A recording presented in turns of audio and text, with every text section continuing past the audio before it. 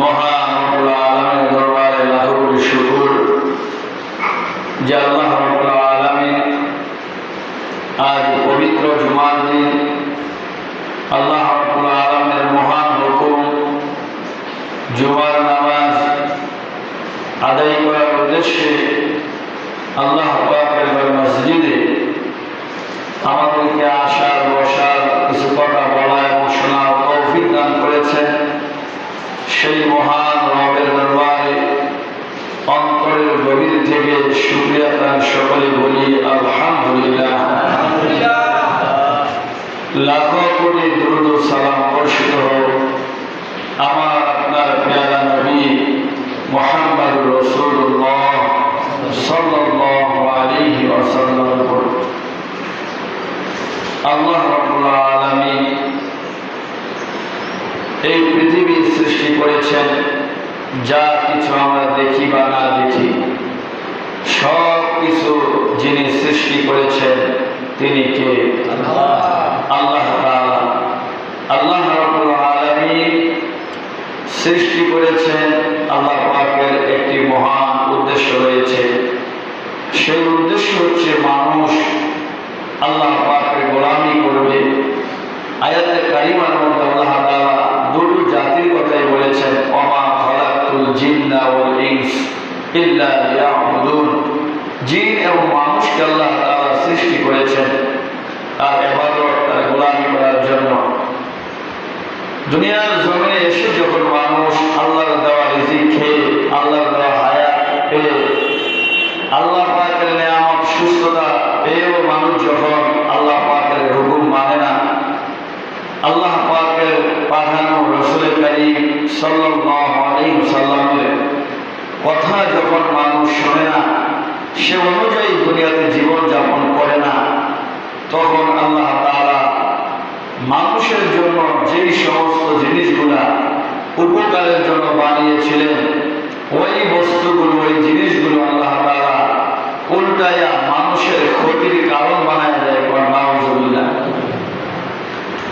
এই জন্য পৃথিবীতে যা কিছু দেখেন সবই আল্লাহ তাআলা সৃষ্টি করেছেন, আর অযথা আল্লাহ তাআলা কোনো কিছু সৃষ্টি করেন নাই।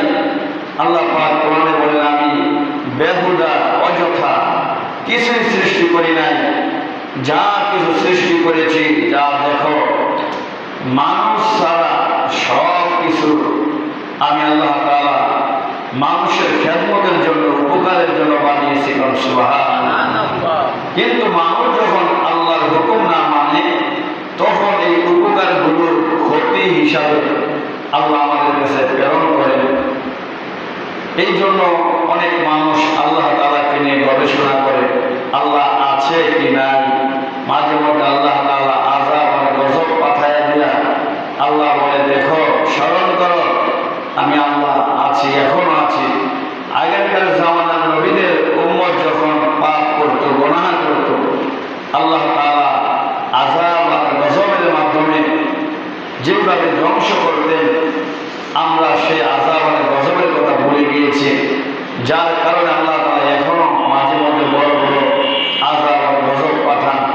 আল্লাহ কোরআনে বলেছেন, ওয়াল ফাসাদু ফিল বাররি ওয়াল বাহর বিমা কাসাবাত আইদিন নাস। আমি যখন মানুষের ময়দানে, মানুষ তোমাদের মাঝে যখন আযাব আর গজব আসে, বুঝে নিও এটা হলো তোমাদের দুই হাতের কামাই। জয় নাউযুবিল্লাহ। আল্লাহ চান না কাউকে বিপদ দেখ, কারোর আযাব আর গজব দেখ। যখন এসে যায় বুঝতে হবে আমি আপনি কোনো না কোনো আল্লাহ পাকের মন অসন্তুষ্ট হয় এরকম কোনো কাজ আমি আপনি করেছি। এই জন্য আযাব আর গজব আসে, এগুলো আমাদের হাতের কামাই। এই যে পৃথিবীতে দেখেন মাঝে মধ্যে, আগে এত রৌদ্র ছিল না, এই যে এত রৌদ্রের তাপ, এইটা এক ধরনের গজব। রৌদ্রের প্রয়োজন আছে, কিন্তু মাত্রার বাহিরে যখন হয়ে যায় তখন ক্ষতির কারণ হয়ে যায়। বিভিন্ন মুসলিম রাষ্ট্রগুলো এখন আল্লাহর নাফরমানি শুরু করছে।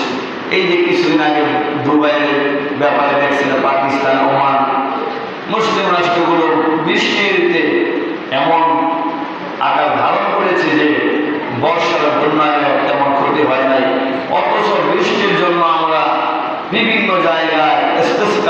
করে দোয়া করতেছে, কোনো বৃষ্টি হচ্ছে না।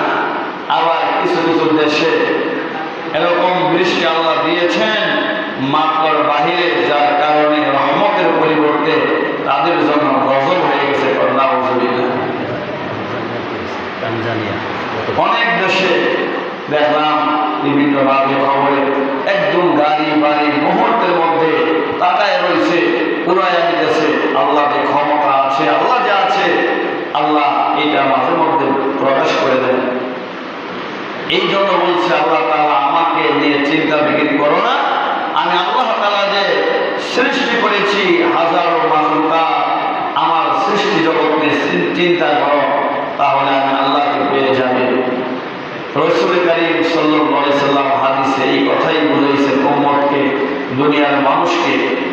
আল্লাহর হাবিব বলেন, তাফাক্কারু ফি খালকিল্লাহি ওয়া লা তাতাফাক্কারু ফিল্লাহ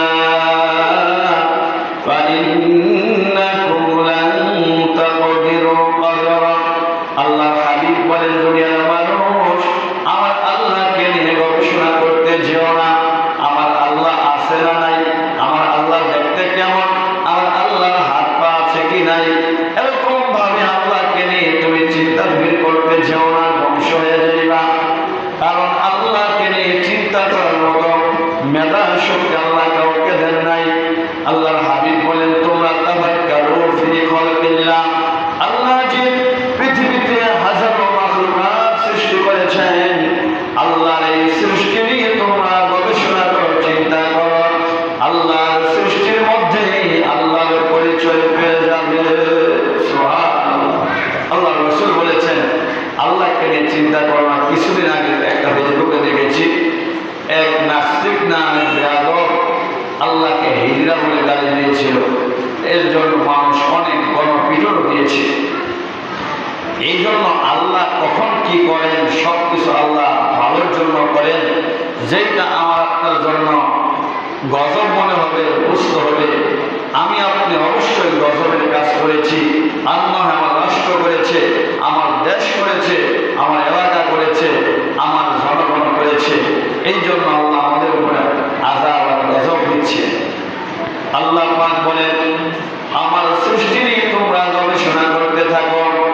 মানুষ আল্লাহর সৃষ্টি নিয়ে গবেষণা করা বন্ধ করে দিয়েছে, যার কারণে মানুষ নিজেও বুঝতে পারে না সে কোথায় থেকে এসেছে। আল্লাহ রাব্বুল আলামিন কোরআনুল কারীমের মধ্যে বলেন, আফালা ইয়ানজুরুনা ইলাল ইবিলি কাইফা খুলিকাত। আল্লাহ পাক বলেন, মানুষ তোমরা লক্ষ্য করো ওই উটের দিকে। আমি আল্লাহ ওটকে নিদর্শন বানিয়েছি, ওটের দিকে খেয়াল করলেও আমি আল্লাহর কুদরত তোমরা দেখতে পাইবা। সুবহানাল্লাহ। ও একটা প্রাণী, অন্যান্য প্রাণীর তুলনায় এটা একটু ভিন্ন। আমরা মানুষ আশরাফুল মাখলুকাত, সবচেয়ে দামি। এরপরও এই মানুষ অক্সিজেন যা ব্যবহার করতেছে, আবার এগুলো বের করে দিচ্ছে। ভিতরে স্টক রাখার মতো, রিজার্ভ রাখার মতো তেমন ব্যবস্থা নাই। কিন্তু বিজ্ঞান বলেন, ও এটা মরুভূমিতে জাহাজ বলা হয়।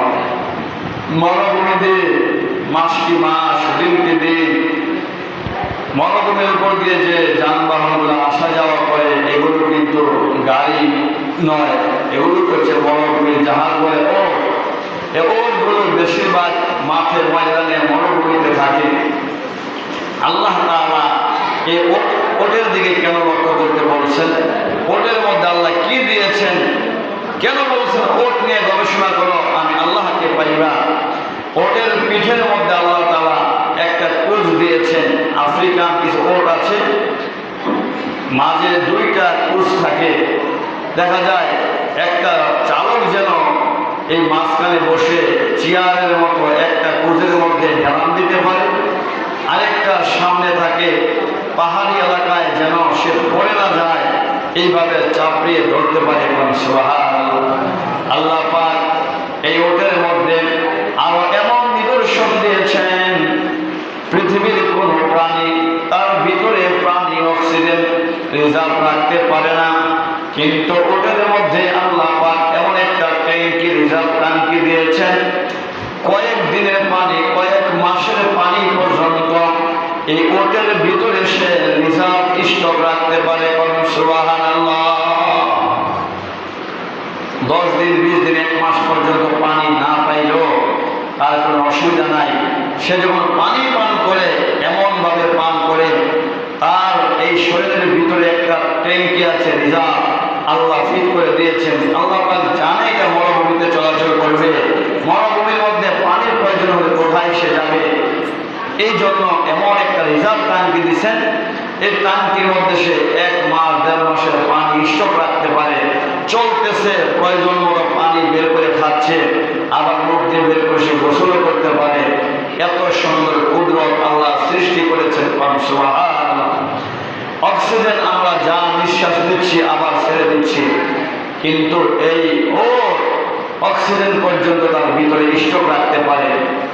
কারণ হচ্ছে মরুভূমির মধ্যে যখন চলাচল করে, অনেক সময় 2 দিন 3 দিন 1 সপ্তাহ পর্যন্ত এমন তুফান আর ঝড় থাকে, তখন এক জায়গায় দেখলেন আপনি কিছুক্ষণ আগে আমাদের এলাকার মধ্যে একটা বালুর পাহাড়, 2 ঘন্টা ওরাই সাথে ব্রেকটা উড়াইতে উড়াইতে অন্য জায়গায় গিয়ে আরেকবার বালুর স্তর জমছে। সুবহানাল্লাহ। আর বালু যখন উড়তে থাকে তখন কিছুই দেখা যায় না, তখন অক্সিজেনের অভাব হয়। অক্সিজেন কোথায় পাবে? এই জন্য ওর কি করে, এটা মাটির মধ্যে বসে একটা গর্ত করে ওই মাটির ভিতরে তার মাথাটা ঢুকাইয়া দেয়। 2 দিন 3 দিন পর্যন্ত যদি সে মাটির মধ্যে এরকম ভাবে মাথা ঢুকাইয়া রাখে, তার কোনো অসুবিধা হয় না, অক্সিজেনের অভাব হয় না। তার নিজস্ব শরীর থেকে অক্সিজেন এবং পানি সে ব্যবহার করতে পারে। সুবহানাল্লাহ। এই যে আল্লাহ সৃষ্টি করেছেন, আল্লাহ পাক বলে আফালা ইয়ানজুরুনা ইলাল ইবিলি কাইফা খুলিকাত। বান্দারে, আমি আল্লাহর সৃষ্টি দিয়ে চিন্তা করো, আমি কত সুন্দর সৃষ্টি করেছি। আল্লাহ পাক অন্য বলেন আওয়ালাম ইয়ানজুরুনা ইলাত তাইর। পাখির দিকে লক্ষ্য করো, আমি আল্লাহ পাখিকে কিভাবে বানিয়েছি। পাখি উপরে উঠতে থাকে, আবার মাঝখানে ব্রেক করে বসে থাকে, আবার আস্তে আস্তে করে ল্যান্ড করে আবার থামতে থাকে, নামতে থাকে। আমি আল্লাহ তাআলা এমন হাজার মাখলুকাত সৃষ্টি করেছি, এই পাখির দিকে লক্ষ্য করে বিজ্ঞান বিমান বানিয়েছেন, যার কারণে আরবিতে তৈরুন শব্দের অর্থ হলো পাখি, আবার বিমানের আরবি হচ্ছে তয়রুন, শুধু একটু টান বেশ কম শব্দ একই। এই জন্য আল্লাহ পাক বলেন হাজার হাজার লক্ষ লক্ষ, কেউ বলে 18,000 মাখলুকাত। আল্লাহ যে কত হাজার মাখলুকাত বানিয়েছেন, আজও পর্যন্ত কোনো মানুষ যাচাই করতে পারে না। কারণ সুবহানাল্লাহ। আল্লাহর সৃষ্টি নিয়ে গবেষণা করো, আল্লাহর সৃষ্টি নিয়ে চিন্তা ফিকির করলে অবশ্যই তার ব্রেইন মগজ খুলবে। আল্লাহর সৃষ্টির মধ্যে ভুল ধরার জন্য নিষেধ করছেন। এক লোকে আল্লাহর সৃষ্টি নিয়ে চিন্তা করতে বলার কারণে সে বলেন, আল্লাহ যদি থাকতো, মাঝে মধ্যে কিছু জিনিস এমনভাবে বানিয়েছে, এটা মন মতো হয় নাই, মানানসই হয় নাই। হাঁটতে হাঁটতে সে একটা বট গাছের নিচে গিয়ে বসলো। আগে যখন বড় বড় বট গাছ ছিল, ওখানে মানুষ ছায়া গ্রহণ করতো, আরামের জন্য বসতো না। তখন দেখা যায় এই লোকটা ক্লান্ত হয়ে বট গাছের নিচে বসে আর চিন্তা করতেছে, আরে আল্লাহ নাকি একজন আছে। এই বিশাল বড় বট গাছ, এর ফল হওয়ার প্রয়োজন ছিল একটা মানুষের চাইতে বড়, কিন্তু এই বিশাল বড় বট গাছের বট একদম ছোট ছোট মার্বেলের মতো। আর এরকম একটা লাউ গাছের মধ্যে কি বড় বড় লাউ হয়। তো আল্লাহ পাকের এই সৃষ্টিটা মনে হয় একটা ঠিক হয়নি, এরকম চিন্তা করতেছে ভুল ধরার জন্য। এইভাবে চিন্তা করতে করতে ক্লান্ত শরীর ঘুম এসে গেছে। কিছুক্ষণ পর উপর থেকে একটা বট তার নাকের গোড়ায় পড়ছে, পড়ার সাথে সাথে সে চক্ষু মেলে দেখে উপর থেকে একটা বট তার নাকের গোড়ায় পড়ছে। পড়ার সাথে সাথে সে আল্লাহর শুকর আদায় করতেছে, আল্লাহ কিছুক্ষণ আগে আমার যে জ্ঞান ধারণা ছিল, আজকে যদি আমার জ্ঞান ধারণা অনুযায়ী, চিন্তা অনুযায়ী তুমি এই বট গাছের ফল যদি একটা লাউয়ের মতো বা তরমুজের তাহলে যেইভাবে আমার নাকের মধ্যে পড়েছিল, আমার নাক কপাল মাথা ফেটে একদম বসকায় যাইত। আল্লাহ, তোমার চিন্তা ফিকির ঠিক, তোমার সৃষ্টির মধ্যে ভুল ধরার মধ্যে কেউ নাই। সুবহানাল্লাহ। এই জন্য আল্লাহর সৃষ্টির মধ্যে কোনো ভুল নেই। আল্লাহর সৃষ্টি নিয়ে চিন্তা ফিকির করার জন্য আল্লাহ তাআলা বলেছেন। আল্লাহ রাব্বুল আলামিন কোরআনুল কারীমের মধ্যে সূরাতুল মুলকের এক আয়াতের মধ্যে বলেন, আল্লাযী খালাকা সাবআ সামাওয়াতিন তিবাকা। আল্লাহ পাক বলে, মানুষে আমি আল্লাহর কত শক্তি, আমি আল্লাহর কত ক্ষমতা, একটু চিন্তা করো। আমি আল্লাহ এই বিশাল আসমান বানাইলাম, একটা নয় দুইটা নয়, একাধারে 7টি আসমান আমি আল্লাহ সৃষ্টি করলাম, স্টাবে স্টাবে তৈরি করলাম।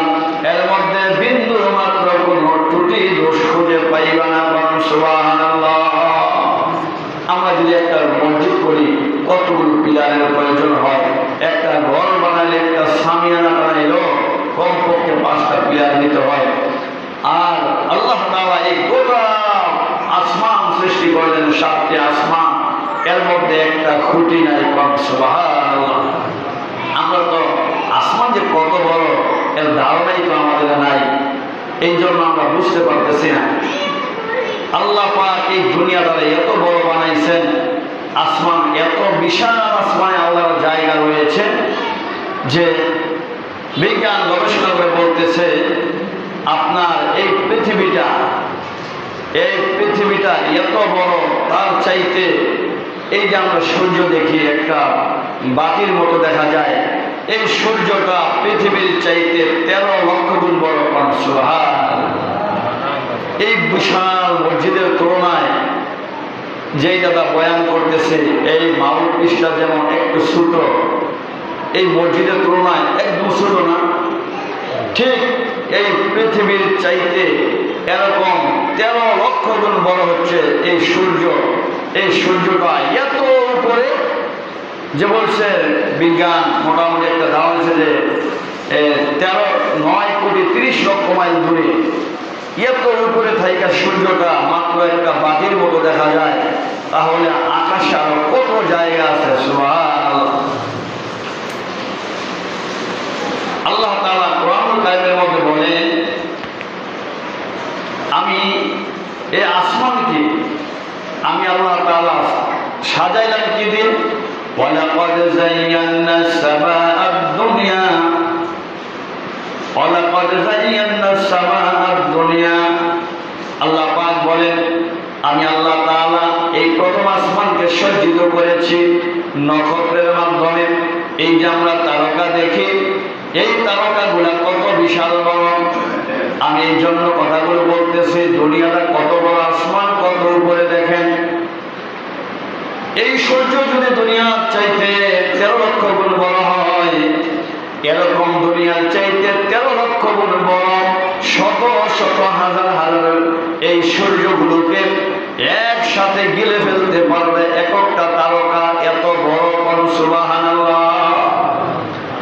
একটা তারকা এত বিশাল বড়, দুনিয়ার চাইতে 13 লক্ষ গুণ বড় যে সূর্য, এরকম শত শত সূর্যকে একসাথে গিলে ফেলতে পারবে একটা তারকা। তাহলে কত বড়। আর একটা সূর্যের চাইতে তারকা আরো কত কোটি কোটি মাইল উপরে, বিজ্ঞান আবিষ্কারই করতে পারে নাই। আর ওই তারকার চাইতে আরো কোটি কোটি মাইল দূরে হচ্ছে আপনার আসমান। আমরা তো মনে করি যে এইটা দেখা যায় নীল, এইটাই বুঝে আসমান। এইটা হচ্ছে প্রথম আসমানের মহাশূন্য। এগুলো আমরা দেখি। আসমান কোথায় আজও পর্যন্ত কোনো বিজ্ঞান আবিষ্কার করে বের করতে পারে নাই। এক পর্যায়ে বিজ্ঞান বলে, নাস্তিক কিছু, যে আসলে কি আসমানই নাই। নাউযুবিল্লাহ। আল্লাহ কোরআনে বারবার বিভিন্ন সূরার মধ্যে বলেছেন। সূরা মুলকে বলেছেন, আল্লাযী খালাকা সাবআ সামাওয়াতিন তিবাকা, 7টা আসমান আমি আল্লাহ বানাইলাম। মা তারা ফি খালকির রহমানি মিন তাফাউত। আল্লাহ চ্যালেঞ্জ করে বলছেন, দুনিয়ার মানুষ, তোমরা তো সামান্য কিছু বানাইলে এর মধ্যে ভুল ধরে এই জন্য একটু দোষ থাকতেই পারে, থাকে। কিন্তু আমি আল্লাহ তাআলা যে বিশাল আসমান 7টি বানাই লক্ষ্য করো কোনো দোষ যদি পাও কিনা। কোনো দোষ নাই তোমার রহমানের সৃষ্টির মধ্যে। মা তারা ফি খালকির রহমান মিন তাফাউত ফারজি'ল বাসরা হাল তারা মিন ফুতুর। এরপর আল্লাহ পাক বলেন আবার তাকাও তোমরা, আবার দেখো কোন দোষ ধরতে পারো কিনা। এরপর আবার বলতেছেন সুম্মারজি'ল বাসরা কাররাতাইনি ইয়ানকালিব ইলাইকাল বাসরু খাসিআন ওয়া হুয়া হাসির। আল্লাহ পাক বলেন বারবার যদি লক্ষ্য করো, এরপর আমি আল্লাহর সৃষ্টির মধ্যে কোনো দোষ পাইবা না, বরং তোমাদের এই দৃষ্টি ক্লান্ত হয়ে আবার তোমাদের কাছে ফিরে আসবে, তবু আমি আল্লাহর সৃষ্টির মধ্যে কোনো ভুল পাবে না। কারণ সুবহানাল্লাহ।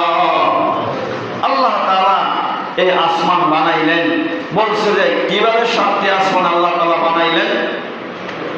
প্রথম আসমান আল্লাহ তাআলা জমাট বাঁধা পানি দিয়ে বানাইছেন। তাহলে এই জমিন থেকে প্রথম আসমানের দূরত্ব 500 বছরের রাস্তা। কেমন দূর, কি দিয়ে কেমন যানবাহনের হিসাব করছেন? এটা কি ওর না কোনো জঙ্গি বিমানের বড় দূরত্ব? না, বলছে যে আলোর গতি সেকেন্ডে 1,86,000 মাইল দূরে যায়। সেকেন্ডে 1,86,000 মাইল দূরে যেতে পারে আলো। আর তার চাইতে যদি আরো কোনো শক্তিশালী কোনো বাহন পৃথিবীতে আবিষ্কার হয়, আর সেই দ্রুতগামী বাহন দিয়ে যদি জমিন থেকে সোজা আকাশে 500 বছর যায়, এরপরে গিয়ে যদি প্রথম আসমানের খবর পায়, কোন সুবহানাল্লাহ। আর এই প্রথম আসমানের এই ছাদের থেকে উপর পর্যন্ত মোটা হয়েছে আবার 500 বছর, কোন সুবহানাল্লাহ। এরপরে গিয়ে আবার এরকম দূরত্ব দ্বিতীয় আসমান, এরপরে আবার তৃতীয় আসমান, এইভাবে যেতে যেতে 7টি আসমান বানাইলেন। প্রথম আসমান জমাট বাঁধা পানি দিয়ে, দ্বিতীয় আসমান বানাইছেন আল্লাহ তাআলা লোহা দিয়ে। কত পরিমাণ লোহা আল্লাহ ব্যয় করেছেন। তৃতীয় আসমান আল্লাহ তাআলা বানাইলেন এরকম ভাবে তামা দিয়ে। চতুর্থ আসমান আল্লাহ রূপা দিয়ে বানাইলেন। পঞ্চম আসমান আল্লাহ স্বর্ণ দিয়ে বানাইলেন। সপ্তম আসমান আল্লাহ তাআলা ইয়াকুত পাথর দিয়ে বানাইলেন। আর সপ্তম আসমান আল্লাহ তাআলা নূর দিয়ে বানাইছে, কোন সুবহানাল্লাহ। আল্লাহ রাব্বুল আলামিন এইভাবে আল্লাহ তাআলা এই 7টি আসমান আল্লাহ তাআলা সৃষ্টি করেছেন। এই আসমান সৃষ্টি করার মধ্যে কোনো পৃথিবীর কোনো বিজ্ঞান এই আসমান সম্পর্কে আজও পর্যন্ত যেতে পারে নাই। আল্লাহ পাক বলেন, আমি খুব সংক্ষেপে বলতেছি, এই গোটা পৃথিবী এত বিশাল জায়গা, এত বিশাল বড় পৃথিবী, আল্লাহর কত শক্তি, কত কুদরত। কিতাবে লেখেন এই গোটা দুনিয়া যা কিছু বললাম, 7 আসমান 7 জমিন যা কিছু বললাম, এই সব কিছু মিলায়া গোটা দুনিয়াটা আল্লাহ তাআলা একটা পাথরের উপরে রাখছেন, কোন সুবহানাল্লাহ। তাহলে এই পাথরটা কত বড়! আর এই গোটা এই বিশাল পাথরটা আল্লাহ তাআলা রেখেছেন একটা মাছের পিঠের উপরে। আল্লাহু আকবার বলেন। তাহলে এই মাছটা কত বিশাল বড় হতে পারে! আর এই মাছটা রেখেছেন একটা পানির মধ্যে, আর এই পানিগুলো রেখেছেন একটা প্লেটের মধ্যে, কোন সুবহানাল্লাহ। তাহলে প্লেটটা কত বড়! আর এই গোটা বিশ্ব, এই দুনিয়া এবং পাথর, মাছ, পানি, প্লেট সব কিছু মিলে আল্লাহ তাআলা এই প্লেটটাকে একটা ছন্দের মধ্যে বাসিয়ে রেখেছেন, যার মধ্যে কেউ কোনো ধরে রাখেন নাই। আল্লাহর কুদরতি ভাবে আল্লাহ এটাকে বাসায় রাখছে, কোন সুবহানাল্লাহ। এই জন্য রাসূল বলেছেন, ও দুনিয়ার নাস্তিকেরা, আল্লাহ কেমন, আল্লাহ দেখতে কি, আল্লাহর ঘরবাড়ি কি, ভগবান কি, এত কিছু চিন্তা করার দরকার নেই। আমার আল্লাহকে যদি পেতে চাও, তাফাক্কারু ফি খালকিল্লাহি ওয়ালা তাতাফাক্কারু ফিল্লাহ। আল্লাহর সৃষ্টি জগৎ নিয়ে, আল্লাহর সৃষ্টি নিয়ে তুমি চিন্তা ফিকির করো, আমার আল্লাহকে তুমি পাইবা, কোন সুবহানাল্লাহ। আল্লাহ তাআলা এত বিশাল সৃষ্টি দুনিয়াতে করেছেন। এক ধরনের প্রাণী বানিয়েছেন, এক ধরনের পাখি বানিয়েছেন। একই মার গর্তে মানুষ বের হচ্ছে, এক এক সন্তান এক এক রকম, কারো চেহারা কারোর সাথে বলে না, বুঝতে পারে এইটা ছোট এইটা বড়। একক দেশের মানুষ একই রকম। আল্লাহর কি কুদরত, আল্লাহর কি সৃষ্টি! এই জন্য আল্লাহর সৃষ্টির মধ্যে কেউ ভুল ধরতে গেলে সে নিজেই, অনেক নাস্তিক আছে যে বলে আসমান তো আল্লাহ বানায় নাই, এইটা নিজে নিজে হয়ে গেছে। এরকম ভাবে এক নাস্তিকের সাথে এক আল্লাহওয়ালা ব্যক্তির একটা বহস হয়েছিল। তারিখ নির্ধারণ করেছে অমুক জায়গায় অমুক দিন এরকম ভাবে আসবা। তো সব নাস্তিক একত্রিত হয়েছে। তো ওই আলেম যিনি বহস করবেন তিনি আসতে অনেক লেট করতেছেন, দেরি করতেছেন ইচ্ছা করে। তখন এই নাস্তিক বলতেছে, দেখছ মুসলমান সেই দরবেশের যদি আমাদের সাথে বহসে পারতো, প্রমাণ করতে পারতো যে আল্লাহ বলে কেউ আছে, সৃষ্টি করেছেন আল্লাহ, তাহলে সে আসতো, সে আসে নাই, বের হয়ে যাবে এই মুহূর্তে। আল্লাহ ব্যক্তি ঘরে ঢুকছে। সুবহানাল্লাহ। নাস্তিক জিজ্ঞাসা করলো, তোমার দেরি হয়েছে কারণটা কি? আমি আসার পথে বিশাল একটা নদী পড়ে গেছে, এই নদী আমি কি করে পার হব? তখন একটু অপেক্ষা করলাম, হঠাৎ করে দেখি নদীর মধ্যে এমনিতেই একটা গাছ তৈরি হয়ে গেছে, বিশাল বড় গাছ। আমি কিছুক্ষণ পরেই হঠাৎ করে এই গাছটা একাই ফেলে কাঠ হয়ে গেছে। কিছুক্ষণ পর দেখলাম এই কাঠটা একাই জোড়া লেগে একটা নৌকা হয়ে গেছে। এরপর নৌকাটা আমার কাছে আসলো, আমি নৌকার মধ্যে আরোহণ করলাম। উঠার পরে নৌকা একাই নদী পার করে দিয়েছে। এরপর আমি তোমার কাছে আসলাম, এই জন্য দেরি হয়েছে। নাস্তিক বলে, এমন গাঁজাখুরি কথা আর কাউকে বিশ্বাস করাইতে পারবেন না। একাই আমার গাছ হয়ে যায়, একাই কি কাঠ হয়ে যায়? কোনো মিস্ত্রি ছাড়াই কি নৌকা বানানো যায়? মাঝি ছাড়া কি নৌকা চালানো যায়? আল্লাহওয়ালা ব্যক্তি বলে, নাস্তিক তোর সাথে আমার বহস এখানেই শেষ, আমি জিতে গেছি। সুবহানাল্লাহ। কয় কিভাবে? এখনো তো বহস শুরুই করলাম না। নাস্তিক তুই তো বিশ্বাস করস নাই এই গোটা পৃথিবী সৃষ্টি করে নেওয়ালা একজন আছে, এটা তুই বিশ্বাস করস নাই। কিন্তু এখন আবার বলতেছ একাই বলে গাছ হওয়া যায় না, একাই কাঠ হওয়া যায় না, একা একা নৌকা হয় না, এর জন্য একটা মিস্ত্রি লাগে, একাই নৌকা চালানো যায় না, একটা মাঝি লাগে। এ নাস্তিক, সামান্য একটা নৌকা বানাতে যদি একজন মাঝির প্রয়োজন হয়, নৌকা পারাপারের জন্য যদি একজন মাঝির প্রয়োজন হয়, তাহলে গোটা বিশ্ব বানানোর জন্য অবশ্যই একজন আছে, আর তিনি হলেন আমার আল্লাহ। সুবহানাল্লাহ। এখানে আমার বহস শেষ। এই জন্য আল্লাহর সৃষ্টি নিয়ে চিন্তা ফিকির করলে আল্লাহকে পাওয়া যায়। আর আল্লাহর এই সৃষ্টি নিয়ে চিন্তা ফিকির করে আল্লাহর হুকুম মেনে যদি আমি আপনি দুনিয়াতে জীবনযাপন করি, তাহলে এই আসমানি যে গজবগুলো আসে, আল্লাহ রসুল বলছেন কিয়ামতের অনেকগুলো আলামত আছে। তার মধ্যে বড় বড় অনেক আলামত প্রকাশ হয়ে যাচ্ছে যে মানুষ হঠাৎ হঠাৎ এমন মহামারী আসবে, এমন বিপদ আসবে, এমন এমন রোগ হবে যা আজ থেকে 50 বছর আগে মানুষ এই রোগের নামও জানতো না। হঠাৎ করে মানুষ এই বিভিন্নভাবে আক্রান্ত হবে। এই যে রৌদ্রের জন্য আমরা কত দোয়া করছি আল্লাহর কাছে যে আল্লাহ রৌদ্র দাও, রোদ ছাড়া আপনার ফসলও হয় না।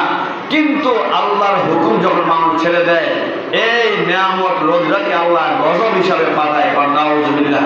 এখন যেমন আমাদের জন্য একটা গজব, গোটা বিশ্বের মানুষ, আমাদের বাংলাদেশের কত জায়গায় আমরা ইস্তেসকার নামাজ পড়ে মানুষ দোয়া করছে, এরপর বৃষ্টি হচ্ছে না। কারণ আল্লাহর নাফরমানি করতে করতে এমন পর্যায়ে আমরা চলে গেছি। আবার ওমান, সৌদি আরব, এরকম পাকিস্তান, দুবাই দেখেন বৃষ্টি চায় না। আল্লাহ এমন গজব দিছে, বৃষ্টি দিয়ে একটা বাড়ি ঘর যা আছে শহরকে একদম গ্রামের চেয়ে খারাপ বানিয়ে ফেলছে। এই সব কিছু করে নেওয়া একজন, তিনি কে? আল্লাহ তাআলা। এই জন্য আসুন আল্লাহ পাকের হুকুম মানি। আল্লাহ যেই জন্য দুনিয়া